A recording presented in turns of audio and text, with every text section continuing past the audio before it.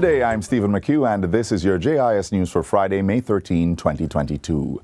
The government of Jamaica is asserting that it continues to stand behind its submission of Senator Kamina Johnson-Smith as a candidate for the post of Secretary General for the Commonwealth.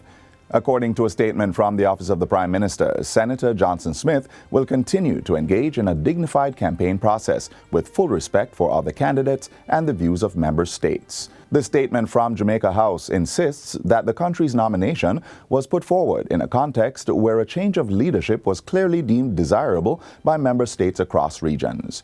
It points out that when COVID caused the postponement of the 2020 Commonwealth Heads of Government meeting, the incumbent Baroness Patricia Scotland was offered an extension of her contract until the next meeting could be convened to decide the appointment of Secretary General for the next four-year term of office. According to the Office of the Prime Minister, there has not been unanimity for the incumbent Commonwealth Secretary General to retain that post, pointing out that two other member states have also put forward candidates. Kenya recently withdrew its candidate, while the Tuvalu nominee, along with Senator Johnson-Smith and Baroness Patricia Scotland, are all expected to be considered for the post. The next Secretary General is to be appointed when the Commonwealth heads meet in Kigali, Rwanda, in the week of June 20. In the meantime, Minister Johnson-Smith has been engaging with high-level leadership across 5 Commonwealth regions, receiving quiet and public expressions of support.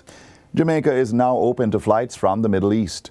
The flights to Jamaica will be sold by global airline powerhouse Emirates and routed through the United States and Italy. Minister of Tourism Edmund Bartlett and Emirates Chairman and Chief Executive Sheikh Ahmed Ben Saeed Al Maktoum brokered the historic agreement at the Arabian Travel Market in Dubai on Tuesday. Jamaica's participation in the International Travel Show was part of efforts to open the Middle East and African travel gateways, including securing direct flights to the island. Persons who visited the Jamaica Tourist Board booth during the event, which wrapped up yesterday, got a glimpse of the island's tourism offerings and scenic beauty. Minister Bartlett, meanwhile, will continue the global tourism marketing blitz until October.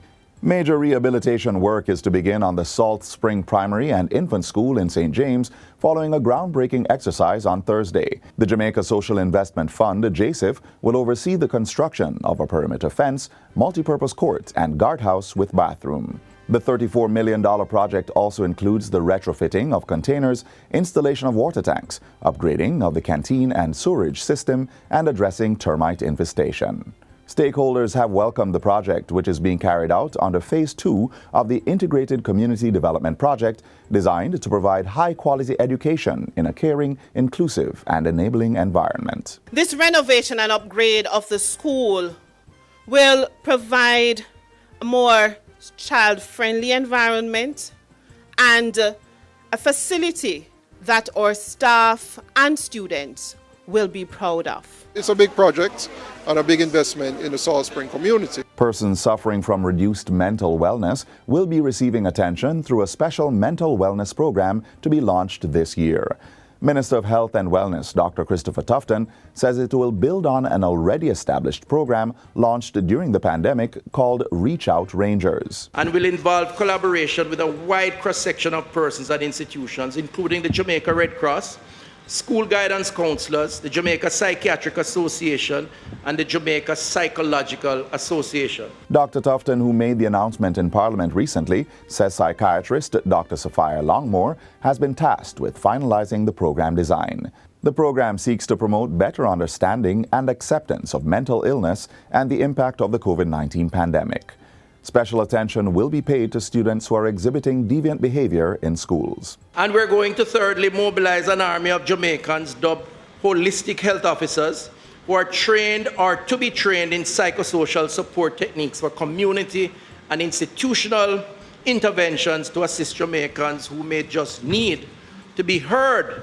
The Ministry of Economic Growth and Job Creation has pledged its support for the creation of gardens and green spaces in urban areas. Minister without portfolio Senator Matthew Samuda says the funds will be identified and, where possible, land allocated to support the thrust. The minister was speaking at a recent ribbon cutting for the expanded Eden Garden Eco Village in Hannahtown, Kingston. $37,200 was used to enlarge the Eco Garden to 100 by 50 feet. It's a collaboration involving the Maya Foundation, the St. Anne Catholic Church of Hannahtown, and the island's diplomatic corps. Now these benefits speak for themselves. It is impatient of debate that Jamaica is on the front line of the climate change fight. Anything that deals with, or any program rather, that deals with carbon sequestration, that deals with urban greening, is something that the Ministry of Economic Growth and Job Creation is indeed minded to support. This is a sort of project that brings and breathes life back into communities. And finally, a call is once again being made for increased public-private partnership in tackling climate change. Minister without portfolio in the Ministry of Economic Growth and Job Creation, Matthew Samuda, made the call during the recent closing ceremony of a two-day Uncut Conversations on Climate Change forum. Public funds are simply not enough to address the adversity of climate change. Therefore, we need financing from all available sources, public, private, domestic, and international, if we truly want to transition to low carbon and climate resilience.